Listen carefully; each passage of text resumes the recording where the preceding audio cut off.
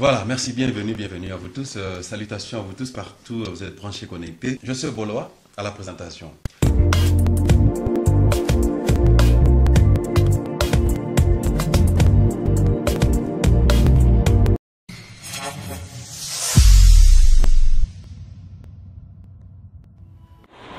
Banamboka, boye malamu, merci Nabino, boli ko pesa bino attention, ko pesa biso attention, ngai wabino je suis Boloa.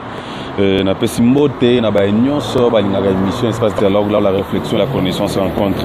Comme boye bi eza bisika ni to banda ka tozo réfléchir peto kanisa lisusu ma mezeli ko le kanamboka na biso. Tolini ko lobela na domaine moka un peu musical na etali art et culture ya mboka na biso Congo. Et je crois que vous n'allez pas me contredire, il y a presque 2 ans passés. C'était un certain 24 avril 2016. Moi, personnellement, c'était un dimanche aussi le matin. Quand on a une recherche d'informations, d'ailleurs, on partait à l'église. Tout le monde a un message que non, la communauté congolaise pleure la disparition des baobabs. Kuruyaka, Papa Wemba. Baobab musique. Baobab tombe la culture congolaise. Ato boyango, même ba pasteur, ba portrait, ba yokandu lewana. L'homme sous la référence, ça va sauter maintenant passe à la oh ben maintenant donc idéologie ben donc idéologie donc nous avons maintenant idéologie couru ya ben on donne idéologie on a Papa Wemba donc je crois même pas portrait le pasteur évêque ba ebi Papa Wemba ce que ebi était bon invité l'aime sorti directement Lola. Alors on était un peu dérangé, peu choqué, et ce qui a choqué plus la communauté congolaise c'était sa mort subite, brutale à niveau à podium. Il devait défendre la culture congolaise au niveau à Abidjan, au niveau à Côte d'Ivoire. Dans le festival je crois que l'image réalisateur, une embolisation, a proposé peut balancer. C'était un peu mort subite. Bon, je crois, il semblerait qu'à Nosaka, on a des missions. Il y a ça, le festival, on a que c'était un peu tragique. Peu désolant comme on a eu à Kofi. Mais ce qui est un peu curieux, c'est que Drogobo, ça n'a été parce que l'œuvre Nezoloba, n'est-ce pas? Moussala Nezoloba, nous, la musique Nezobetama. Et c'était un dimanche, alors lundi, on était un peu surpris, même dans la radio, à FM, 702, la radio Belé, aussi la musique, même dans la télévision, ils diffusaient ça. Alors, nos collègues, vous ne savez pas que do you know Papa Wemba is dead? Oh, do you know Papa Wemba? Yeah, I know Papa Wemba. That one is the icon from Africa. Balabaki icon non seulement for Congo, but icon for Africa. Donc c'est quelqu'un qui a impacté l'Afrique et puis le monde. Quoi qu'il santé dérangeant qui est. Mais à mon avis, il fallait quand même apemba. Apemba na ebo ebi karandule. Donc le reza lisangu la resekota kele qui va contrat na il fallait que nega na fina mais dommage avec l'âge aussi. Papa nous a quitté 2 ans passés. Maintenant, nous voulons un peu réfléchir. Après 2 ans, qu'est-ce qui est devenu sa mort? Qu'est-ce qui a été fait après sa mort? C'est ça que nous voulons un peu réfléchir ensemble dans cette émission. Et je crois que j'aurai le privilège, je veux avoir le privilège et honorer de recevoir un de ses fils. Tant au bengue boy, pourquoi na bengue moana? Bato bena ba incarner idéologie à Papa Wemba, ba yebi souci à Papa Wemba, pe bazar au miltuna. Liwana après 2 ans, qu'est-ce que le ministère des Cultures a de notre pays a fait? Suite à Bananeza, Maman Amazon, qu'est-ce qu'il a fait avec tous ses biens? Maman Amazon, qu'est-ce qu'il a fait avec ses enfants? Il a au moins plus de 20 enfants. Donc,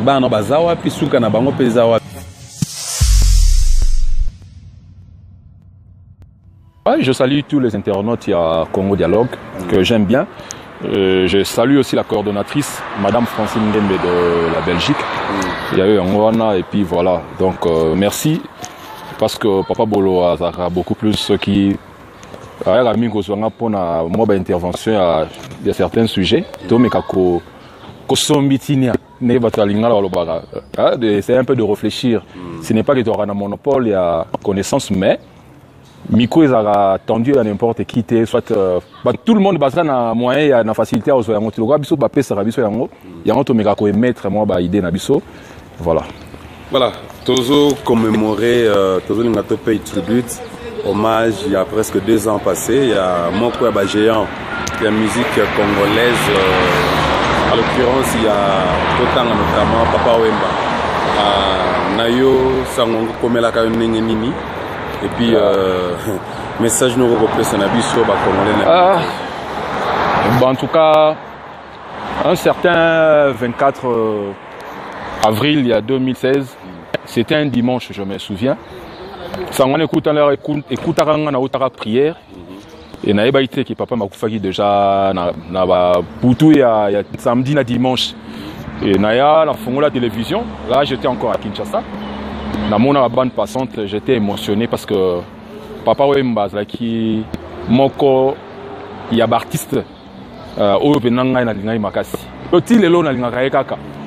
C'est quelqu'un qui a beaucoup fait pour la jeunesse. Mabé Zali, Malam Pezali, total a beaucoup plus de positivité. Parce que Mabé Pezalaki, Américain moi quoi mbouye ba yaya, ba nebele, ba comprendre l'idéologie tu sais. Ba boye ba classe pour na poto, ba boye université pour na poto, et l'idéologie à vivre mais papa m'a beaucoup contribué, c'était vraiment de la peine pour moi. Bon, en fait, parlons un peu de Mabé Nano parce que tu as vu que Malam Pezalaki belé, sens ni négatif au monde qui bon, papa Boloa. On m'a dit que Mabé et là ils allaient moko que soki mutu akufi, tu as comme c'est gars mon centre. On comprend hein? So mutu akufi au monde azaki boy te to ba rappeler Mabé. Mais ils ont rendu sur courtoisie, surtout biso africain. Tout le baranet Mabé à mon way. Mais du moins, le point, bango le roi bagi déjà ba icône, bagi déjà ba leader d'opinion. Il est quand même important il y a corrélever certains points pour esunga ba leader d'opinion bazali na nous vivons ba meka komema lisusu ba jeune na ba erreur te papa Wemba idéologie na bango ya obayaka nango ya bala Firenze ya ba bana la musica et même qui ba jeune vraiment na kata libungi jeune aligné classe T jeune aligné qui a poto on comprend pour mutuaz la danger faut qu'il a poto. C'est comme si na Afrique, c'est comme si na Congo, mbongo c'est comme si na Congo batambola mitakala, c'est comme si na Afrique baza malongate. Et là qui vraiment idéologie moi qui m'a bé et même qui délinquance. On comprend? Il fallait ce qu'on y ait mon cabinet pour justifier en ndenge naï. Tu comprends monita on a repéré sa battue idéologie, mutuna mutu akenda kana ndenge zo réfléchir. Il faut qu'on aider, qu'on a orienté penser à batouana. Alors bana babunga moi mingi. Et boyebi lelo ceux qui toyebi ba neti obi ka yemba même ba chege chance loko pamba ba nebele ba mona yike lokwa papa yemba yembi ke chege chance loko pamba mona kimi pale pona ki chege a rejoindre chance loko pamba alors ba nebele ba linga université te lelo ba génération ba landa ki lo ngena mingi lelo bazali un peu moi boye et puis misusu ba teka ba mapango ba famille oyebi po ba kene ba mikili et sort ezamo mo boulou sur réellement mon boulot, bah point, moi mon quoi, bah point négatif, l'enkuru, paix à son âme, et même qui moi bah dans les bungi en moi voilà.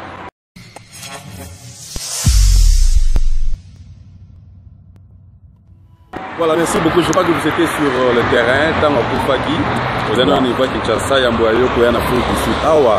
Ah, et puis bon, aspect positif, Oyo, Kuru, Wemba. Wana Koutuna Kati, Papa Wemba, biso en Afrique du Sud, sont identifiés facilement. Congolais toza, bana kini, bana mikili, bana mukili mobimba. Et naza parce que na Congo le lo ata mutu asombi polo na ye na culotte na ye na mwambati na ye ya tombola niveau contrôlant on comprend que va congolais à fin de sa idéologie on se comprend wana c'est pas par Wemba ba pesa ba tu indusa idéologie pena ya maramba bilamba parce que tout le monde ba sud africain pena ya bango ba sud africain bilatela mwanza ba ebi ko la tati donc et ça à la team batimoko boye na ebiso batie ba couleur moko azui sous bord moko boye ya mafuta donc na ebiso bilatela mwanza en Afrique du Sud bango ba sud africain na sud so ngomo na mutu na bilamba po bateka ba marque nyonso féminine ngona na poto ba Louis Vuitton ba Dolce Gabbana ba Gucci ba nyonso boye bi wana eza ya pirate te ba magasin wana ezali na Afrique du Sud moyen na yo le quoi pe na poto ba le répéter pe faut na moyen. Mais et là, il y a un contrôle, et il y a une idéologie. Donc, papa, il m'a fait donc, il y a un élément, bien coiffé, bien rasé, bien parfumé. Et ça, il y a déjà une idéologie bien. Les lois, les Congolais, il y a même matin la démarche. Même les lobes. Les Congolais. Détection facile. Il y a une idéologie, et ça va bloquer au bout de la pizza.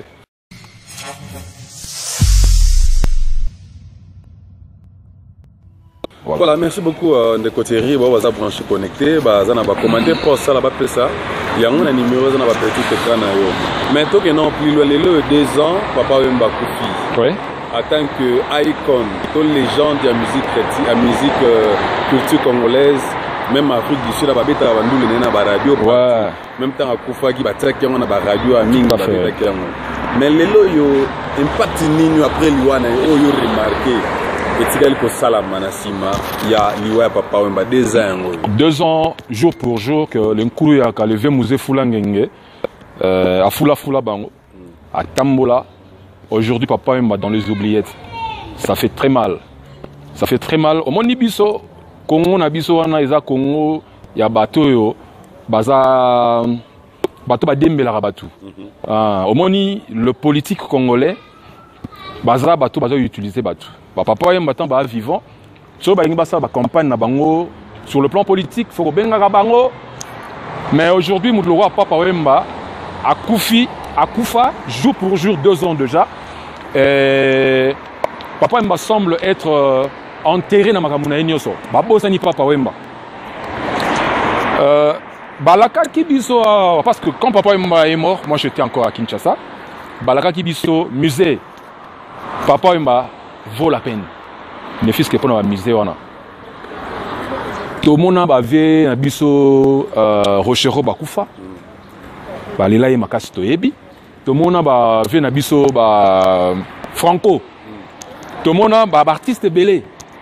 Mais total batia ba séquence il annonce il y a liwa ya papa Wemba na ba chaîne étrangère mondiale ba lobela yango na ba chaîne ya ba japonais ba chaîne ba français ba chaîne ba américain parce que était très grandeur naé mais grandeur n'est pas respecté papa Wemba dans les oubliettes moi personnellement son afani na regretta makasi dans les oubliettes papa Wemba za mutu ba ko bossa na été na ta Congo côté là musée et ngako za la côté sa force. Papa m'a apporté beaucoup dans la musique congolaise, qu'on se le dise en face et puis tout le sentiment. Tout l'obité qui est au Soukisi, qui est superstar dans le Congo. Mais na habité ceux qui en pleurent ou papa m'a, ils sont que ça la ndenge ni ya batum suba na sima. On souhaite pas que ton père de artiste monsieur amine ndenge wana mais liwe za ngonze la batunyo so. Mais papa m'a ba ko bossa ni facilement bongo tse.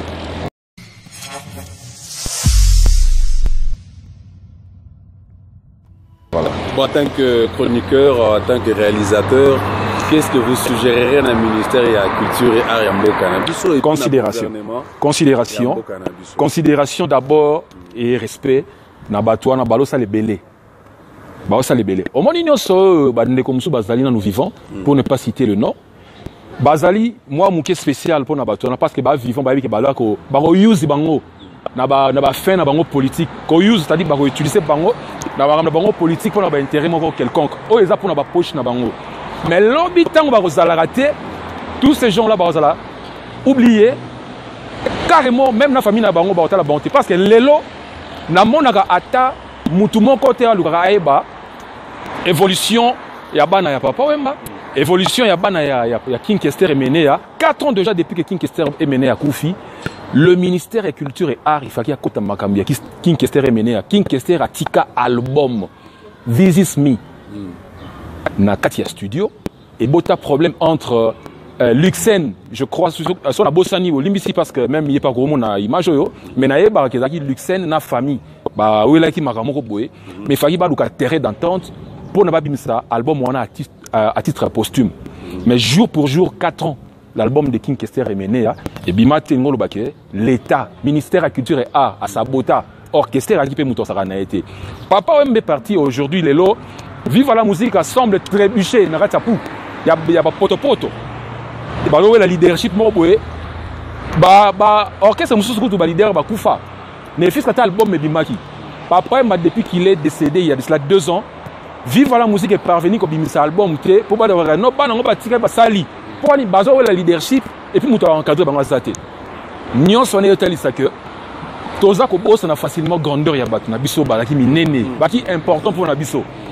Papa Wemba za mutu ba bossa na été.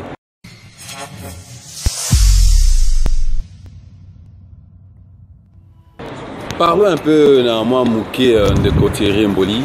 moi Namboka Thierry Mboli tozolobela sur 2 ans après liwa ya Papa Wemba. Moto oyo likambo ya micro, je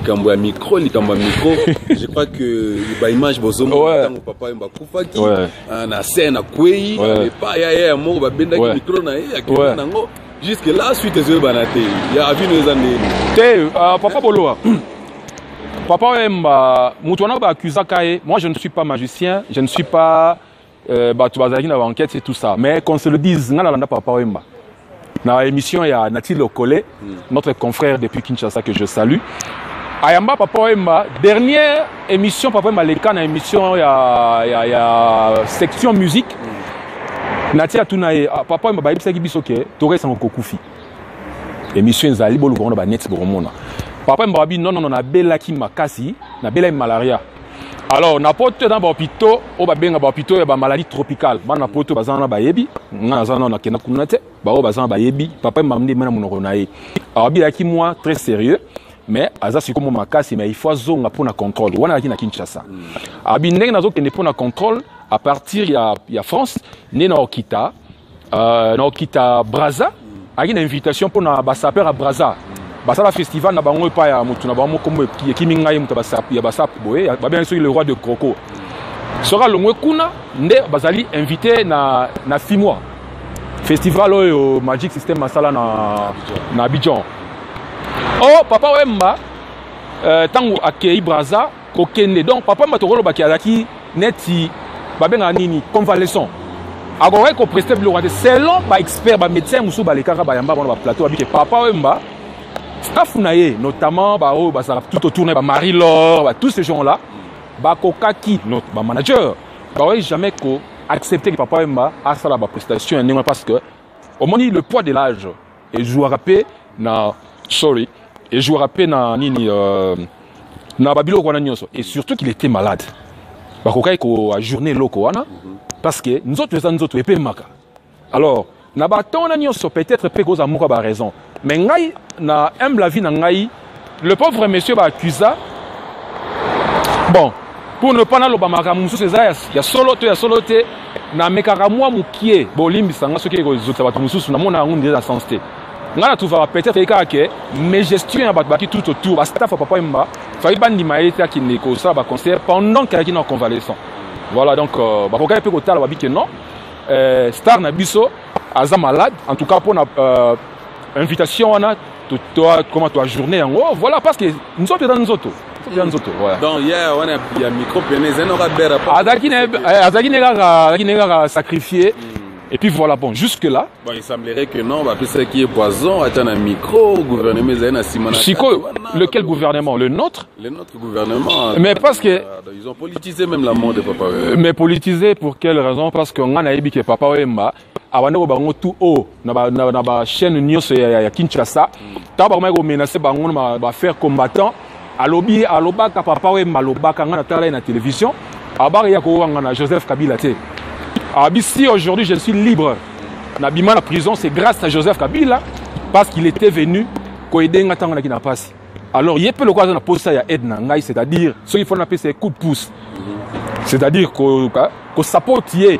sur le plan net il y a propagande abi je le ferai parce que na bomba elongi na ngate donc c'est que ce qui est que ça la pour le gouvernement m'tana si makamwala c'était pour quelle raison question mark to éviter et puis utiliser ces pauvres ivoiriens on a empoisonné na éviter au moins qu'il y a question mark voilà Thierry Mboli merci pour notre juste un autre message de la fin pour na ba mélomane ba fan il y a vivre la musique les lots apparemment vivent un peu koufi nango kunami kunami ba c'est ça maintenant et puis message no repé ça pe na ba oyo bazala lelo yo bazo kende pe na ba niveau ne ba lukumba simaro ba icon message no repé ça on pe na bien no bazo na si avant là que na ba message à suka wana na l'autre toucher point à Papa Lutumba Simaro to monaki na ba image agena ko remettre président de la République au Congo wana guitare na ye et ngolo bake a pesier à la kisie ke a komi na suka ya carrière na ye bazui na bango kaka guitare wana kaka pona na ba visibilité ya auto benga ngo visibilité mo ezanga tina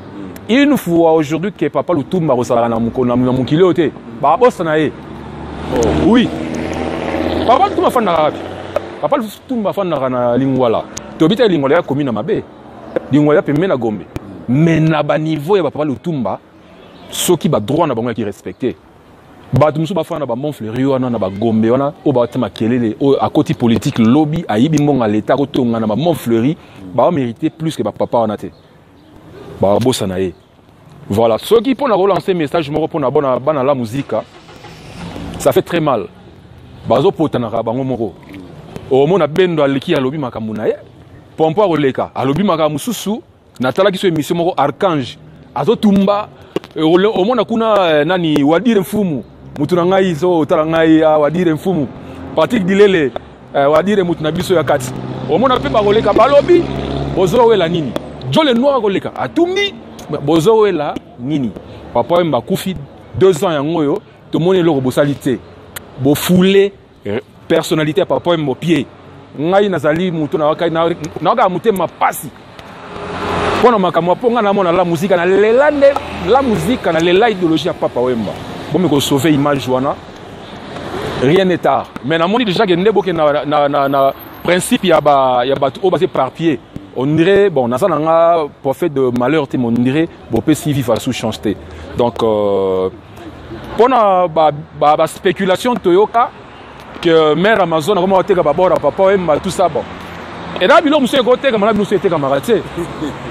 et la monsieur au monde que oh il fallait bâtir on a musée kasi moi même to tina musée en wana ba exposer moi mon koto mon papa maintenant takala ya moi songolo pakala ba bilo monsieur ko classique ça peut se vendre ba bilo monsieur ba scène notamment c'est la marque faire on a scène ce beauté qui est vraiment tabino mongo et ça bilo ko na tina désolé alors papa Wemba atika biso na pasi to tika la bossa na réalité forever donc à la vie na la ba émission te belé ba dadi soso muna mtalila na ndenge na ye mais jusque là na moninde to bois ki la sko personnalité de papa Wemba yango na ba grandeur na esoi parce que papa Wemba abosami et abosamami na tom qui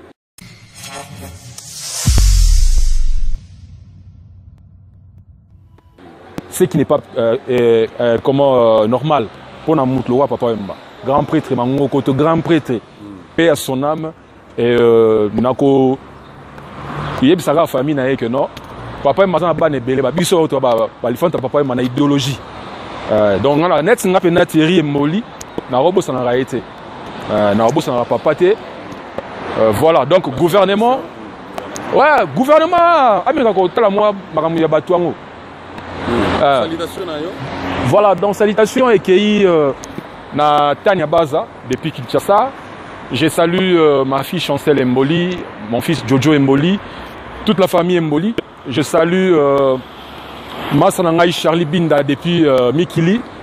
Napesi bana Djoubek Nyonso, notamment Désiré Mukombozi, Josué Boloa, Mi José Bokeka, Arnold Mbonga Masananga depuis Luanda, Lia Bambongo Bangoleona, Moussala Raka. Et on est là.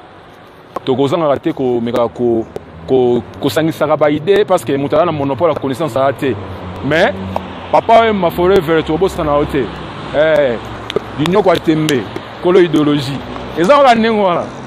To seka parce que 2 ans, mais jour on to lelaka. To zaka bena bana ma misu. Et puis na bossani, papa Boloa. Et bembe papa moment que grandeur zala ki papa Wemba et bembe bonga maka kermesse. 3 jours. Na émission 3 jours. Congo ezaki tombé. Congo qui tombé. Au moins on a pelouse on a parlé du peuple là. Ba mère malewa ba biso malewa. Et puis papa Mbeli aller moloto na Marie Misamu. Bon, respect na papa na biso ndeko na biso aller moloto, notre sœur Marie Misamu. Au moni nde ba bossa na ba artiste. To lela bango ndenge nini. Mais lelo famille moloto zapi. Famille à Marie Misamu maman n'écoute pas kufa na tiso kunde nini et ça passe et pour na ko chuter na suki ça na cimetière ya Kinkole na monaka tombe ya mon père wa maloba papa Boloa na ke na détail était na lela na mona tombe ya mon père wa maloba na regretta dans le ministère de la culture et art ya mboka na biso budget batela rayo bo somela on banda ko na bino bozo qui peut artiste tu botika ba bêtise batwana pona composer chant et aventure terre œuvre d'esprit bolia balara batu botika ne papa ye mo bolo baka na tikinanga ya bino yango na Thierry Mboli guerrier.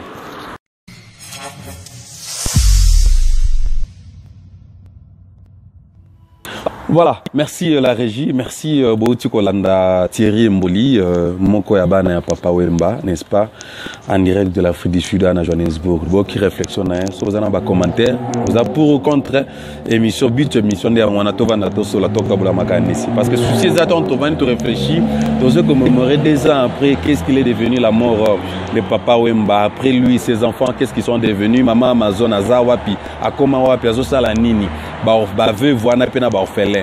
Qu'est-ce que le gouvernement a scanné ni pour na n'est-ce pas venir na bango zanengeni bazo yunga na banka bongo comment et puis la famille avant que na conclure émission na peu réflexion sur la mort de Papa Wemba village Molokai pe bana Molokai bo quand même point de vue il y a Thierry Mboli nga lobby ko wela eleki trop ils ont apporté absolument rien n'est-ce pas alors village Molokai bon je ne crois pas que tu relancer ka balle na le gouvernement, c'est la même famille, pour entretenir moi ba peinture, attends moi $2, moi ba couleur, pour garder toujours l'image, comme ça quand les gens passent, les gens passent là ils disent ah ça représente quelque chose, ça nous réveille et ça nous rappelle, nous avons quand même un icon, un légende, à ça l'histoire. Moi ba couleur, moi ça moi bien village mon local n'est-ce pas? Puis bana mon local, ça les camarades ministère de la culture et art, mais non puis bana musicien.